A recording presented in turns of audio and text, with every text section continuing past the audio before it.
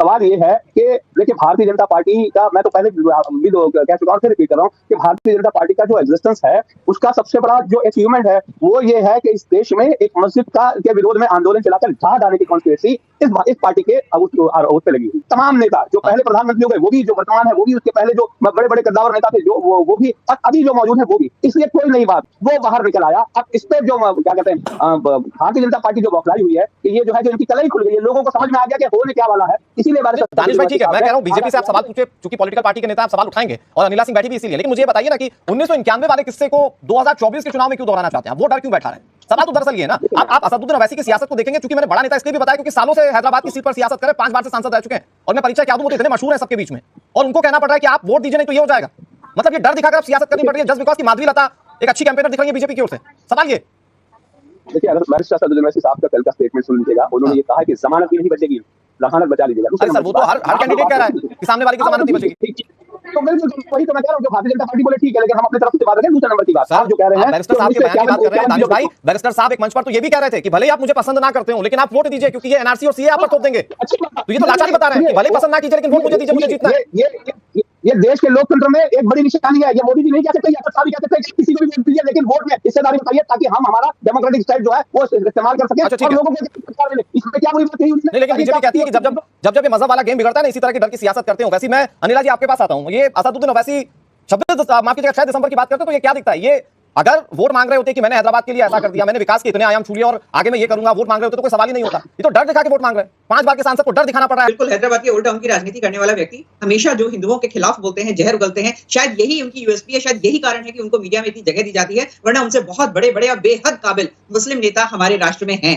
उनको इतना नहीं दिखाया जाता, ओवैसी को दिखाया जाता है, क्योंकि जितनी गाली हिंदुओं को वो देते हैं उतना ही उनकी राजनीति चमकती है। घबराए हुए हैं कि भारतीय जनता पार्टी ने शक्ति उनके सामने खड़ी कर दी है, और उस शक्ति को न केवल भारतीय जनता पार्टी या एनडीए सपोर्टर्स वोट करेंगे, परंतु मुस्लिम बहन बेटियां भी उसको वोट करेंगी, क्योंकि नरेंद्र मोदी जी ऐसे प्रधानमंत्री हैं जिन्होंने निजात दिलाई मुस्लिम बहन बेटियों को ट्रिपल तलाक जैसी एक कुरीति से। आधी रात खड़े होकर तलाक तलाक तलाक कहकर घर के बाहर खड़ा कर दिया जाता था। आज बहन बेटियां जो हैं वो सुरक्षित हैं। ओवैसी ने बिल्कुल खिलाफत करी थी इसकी, तो अब वो किस मुंह से उन बहन बेटियों के सामने वोट मांगने जाएंगे? आज वो बहन बेटियां जो है भारतीय जनता पार्टी के प्रत्याशी के साथ खड़ी हुई है, कुछ समझ नहीं आया बाबरी लेकर आ गए। अरे भाई हम तो नहीं बोल रहे हैं, हम तो बिल्कुल भी नहीं लेकर आ रहे मंदिर मस्जिद का मुद्दा। भारतीय जनता पार्टी का कोई भी कैंडिडेट हैदराबाद की सीट के आपका धर्म है, हमारा धर्म है, आप अपने धर्म के बारे में कुछ गलत नहीं सुनना चाहते, हम भी नहीं सुनना चाहते, पर मुसलमानों को डराने की जरूरत कैसे पड़ गई भैया? मुसलमान क्यों डरे हुए हैं? आप मुझे ये बता दीजिए, नरेंद्र मोदी जी ने क्या कर दिया?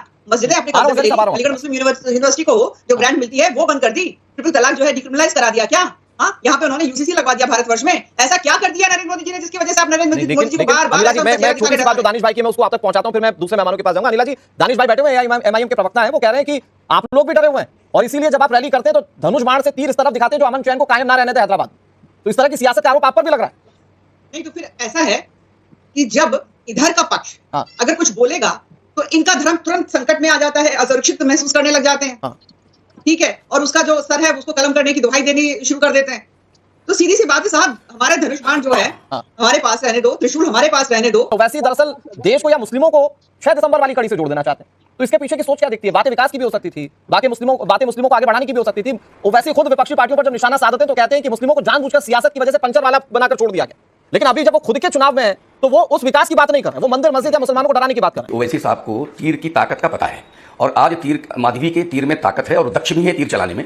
उसी का परिणाम है कि जो ओवैसी साहब ये बात कर रहे हैं। मैं तो ये कहता हूं कि 712 में ही अगर राजा दाहिर का ठीक से तीर चल गया होता मोहम्मद बिन कासिम पर, तो देश की हजारों मंदिर, लाखों बहन बेटियां और करोड़ों गौवंश को हम बचा सकते थे। कहीं ना कहीं हमारा उसमें तीर कमजोर हो गया। 1025 में अगर हमारा तीर मजबूत होता तो कहीं ना कहीं हम सोमनाथ मंदिर को दोबारा नहीं बनाना पड़ता हमें। और 1528 में हम लोगों ने कहीं ना कहीं हमारा तीर तो ठीक था लेकिन निशाने पर नहीं लगा, जिसके कारण 6 दिसंबर 1992 को वो तीर लगा, और वो तीर आज तक इनको दुख रहा है। उनको 1528 में तीर देखना चाहिए। ये जो हमारा तीर है वो वास्तव में शक्तिशाली है। माधवी का तीर बहुत ताकतवर है, और मैं कहता हूं 1707 में जो तीर 76 साल का चला वो लेकिन अगर इसको लेकर विजय शंकर जी, इसको लेकर एक नैरेटिव बनाया जा रहा है कि ये जो तीर था ये दरअसल मस्जिद पर चलाया गया, जो कि देश के अमन के लिए ठीक नहीं है। मैं कह रहा हूं तीर कहां चलाया गया महत्व नहीं लगता है, तीर चलाया जा रहा है के कारण ही बाबरी मस्जिद का काम हुआ। इस तीर के कारण ही, एक मिनट अनुराग जी, इस तीर के कारण ही सोमनाथ मंदिर ढहा, इस तीर के कारण ही बाबरी मस्जिद की बात आई, इस तीर के कारण ही बाबा विश्वनाथ मंदिर ढहा। ये तीर ही तो था। अब तीर इनको क्यों चुभ रहा है? मैं कहता हूं तीर में ताकत, भारत के तीर में ताकत बननी चाहिए। आपको एक बात बता दूं,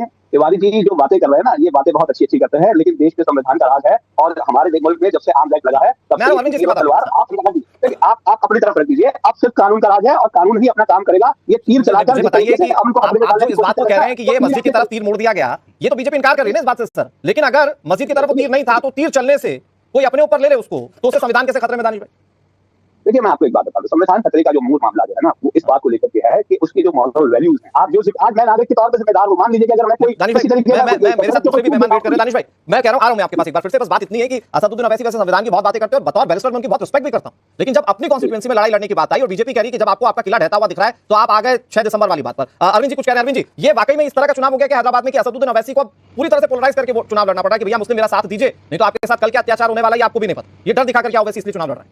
देखिए अनुराग जी, ओवैसी का बयान दिखा रहा है कि अंदर से वो डरे हुए हैं और डर बेच रहे हैं, हिंदू मुसलमान कर रहे हैं। और वैसे भी असदुद्दीन ओवैसी पूरी जीवन अपना हिंदू मुसलमान करते रहे। वो बात में भारत की संविधान की दुहाई जरूर देते हैं, लोकतंत्र की दुहाई जरूर देते हैं, लेकिन ये भी ध्यान रखना चाहिए और हैदराबाद पाकिस्तान में मिलने पर ज्यादा सुखी रहेगा। यदि दुर्भाग्य से हैदराबाद का विलय पाकिस्तान में हुआ होता तो हैदराबाद के मुस्लिम बहन बेटियां, उनकी हालत वैसे ही होती जैसे पाकिस्तान, अफगानिस्तान और बांग्लादेश की बहन बेटियों की है। और हिंदू जनता जो है सीएए का इंतजार कर रहा होता। मैं पूछना चाहता हूँ, किस मंदिर गिराने की बात कर रहे हैं? बाबरी ढांचा जिसको सुप्रीम कोर्ट भी मस्जिद नहीं मानता है, असदुद्दीन ओवैसी की हैसियत कहां से आ जाती है? किस संविधान के तहत और किस लोकतंत्र के तहत उसको मस्जिद बताते हैं? ये कहां का नियम है? वो मस्जिद नहीं था, विवादित ढांचा था जिसको वहां एकत्रित आक्रोशित समुदाय ने उड़ा दिया, गिरा दिया। आप उसको किस आधार पे कहते हैं, किस बिना पे कहते हैं? जिसको सुप्रीम कोर्ट भी कभी मस्जिद नहीं माना है उसको ओवैसी कैसे मस्जिद मानते हैं? ये देश किसको मानेगा? ओवैसी को मानेगा या देश के सर्वोच्च न्यायालय को मानेगा? और दानिश भाई देश के हालात क्या है आपके सामने है। इतनी बड़ी घटना जो एक संसद में जाने की तैयारी करने वाली महिला वो तीर दिखा रही मस्जिद की जानिब, और यहाँ पर बैठे हुए भारतीय जनता पार्टी की प्रवक्ता अनिला सिंह जी से लेकर के विजय शंकर तिवारी से लेकर के अरविंद सिंह तक उसका पक्ष ले रहे हैं। शर्म नहीं आती आपको? यहाँ पर कोई मुसलमान होता तो अब तक आप आतंकवादी कहते थे, वो किसी मंदिर की जानिब वगैरह ऐसा कर लेता। देश के हालात ऐसे है कि प्रधानमंत्री से लेकर प्रधानमंत्री से लेकर के और गांव के प्रधान तक जितने भी लोग भारतीय जनता पार्टी से ताल्लुक रखते हैं वो परेशान है कि उन्होंने इतना बवंडर मचाया कि प्राण प्रतिष्ठा के नाम से वोट मांगे जा रहे हैं, राम मंदिर के नाम से वोट मांगे जा रहे हैं, बहकावे में नहीं आ रहा है। अरे तो ओवैसी साहब तो 6 दिसंबर के नाम पर वोट मांग रहे हैं ना? नहीं अजहरी साहब, ओवैसी साहब तो 6 दिसंबर के नाम पर वोट मांग रहे हैं ना सर? ओवैसी साहब की बात को आप कैसे पेश कर रहे हैं ये किसी को बताने की जरूरत नहीं है। ओवैसी साहब ने कहा कि हालात 6 दिसंबर जैसे पैदा करने की कोशिश की जा रही है, इसमें कुछ शक है क्या? आप मस्जिद के सामने अपनी रैली में तीर दिखाने का मतलब क्या है? ये तो अच्छा, मैं तीर वाले बयान पर मैं तीर वाले पूरे घटनाक्रम पर अनिला जी से पूरा जवाब ले लूंगा, लेकिन मुझे बताइए कि आप कह रहे हैं कि वो अगर राम मंदिर पर वोट मांग रहे हैं तो गलत है, लेकिन आप कह रहे हैं कि 6 दिसंबर का डर दिखाकर यूसीसी और एनआरसी के नाम पर जो वोट मांग रहे हैं वो ठीक है, ये डर दिखाकर वोट मांगना ठीक है? संकट में नहीं आता है आपका, मतलब संकट में आ जाता है 2 मिनट में। अभी आप कह दोगे सरकार आपकी है, हाकिम आप है, सब कुछ आप है, और अब हम पे इल्जाम 2 मिनट में लगाओगे। मुझे एक बात बताइए, एक मिनट अजहरी साहब, मुझे एक छोटी सी बात बता दीजिए, मैं आगे बढ़ूंगा। अजहरी साहब, प्रधानमंत्री को मैंने इंटरव्यू में सुना, वो कह रहे थे कि इससे पहले भी मौके रहे जब पूर्ण बहुमत थी, दोनों सदनों में बीजेपी कई बिल पास करवा सकती थी। प्रधानमंत्री जी आज जो वजीर आजम की इतनी बड़ी कुर्सी, देश की सबसे बड़ी कुर्सी पर बैठा हुआ शख्स, ठीक है अनिला जी के नाम से वोट मांग रहा है, फिर मैं विजय के पास जाऊंगा, फिर दानिश भाई अनिला जी। नूर अहमद साहब, आप तो उत्तर प्रदेश से आते हैं ना? सुन लीजिए नूर अहमद साहब, आप उत्तर प्रदेश से आते हैं ना? तो ओवैसी साहब को आपने जिता क्यों नहीं दिया? यहाँ पे तो वो बारंबार चुनाव लड़ते हैं, आप लोग इतनी बुरी तरीके से उनको क्यों हराते हैं? मुख्तार अंसारी का इंतकाल हुआ, ओवैसी जो है उनसे मिलने जाना चाह रहे थे उनके परिवार से, उनके परिवार ने मना कर दिया। तो मुझे बता दीजिए उत्तर प्रदेश के मुसलमानों को ओवैसी से इतनी परहेज क्यों है, इतनी एलर्जी क्यों है? और अब आप यहाँ पे पैनल पर बैठकर फॉर द हेक ऑफ से ये अनिला जी आप गलत बोल रही हैं। आप यहाँ अनिला जी आप गलत बोल रहे हैं। अनिला जी आप मोहब्बत होगी तो उत्तर प्रदेश के मुसलमान उनके साथ खड़े क्यों नहीं है भाई? पार्टी के प्रवक्ता नहीं है, उसके लिए दानिश भाई जवाब देने के लिए बैठे हुए हैं। मैं मैं असदुद्दीन ओवैसी की सही बात होगी तो डंके की चोट पर बताऊंगा कि सही बात है। अब आपसे कह रहा हूं मैं, जिस तरह से हैदराबाद का माहौल खराब करने की कोशिश आप लोग कर रहे हैं, ये देश के अमन के लिए खतरा है, देश के अमन के लिए खतरा है। अनिला जी प्लीज कंप्लीट चाहते हैं ये किसी को नीचे नूर अहमद, उंगली नीचे, आराम से बात करो। आप अध्यक्ष हो ना मुस्लिम पर्सनल लॉ बोर्ड के, तो आप मुझे बताते हैं उत्तर प्रदेश के मुसलमान जो है वैसी के साथ क्यों नहीं खड़े होते? बात बना रहे हैं आप वैसी के साथ, आप लोग खड़े नहीं होते हैं। जब तक जहां वैसी जाते हैं उत्तर प्रदेश में अपनी मुर्गी खाते हैं और बैठकर आप शर्मा करने लगे, वहां पर एक महिला प्रत्याशी है भारतीय जनता पार्टी की, नफरत है, जहर है आपके मन में, जहर है आपके मन में भारतीय जनता पार्टी प्रत्याशी के लिए। तो इसलिए आप यहाँ जहर कर रहे हैं। उत्तर प्रदेश का मुसलमान वैसी के साथ होता है, वैसी जो है यहाँ पर कोई ना कोई चुनाव ठीक है, यहाँ पर आप अपना। अच्छा ठीक है, मैं आ रहा हूं अनिला जी आपके पास आ रहा हूं। ठीक है अजहरी साहब, एक बहुत छोटी सी चीज मैं कह रहा हूं आपसे, मैं आगे बढ़ रहा हूं, मैं आ रहा हूं अनिला जी, फिर मैं चाहूंगा कि आप कंक्लूड करें।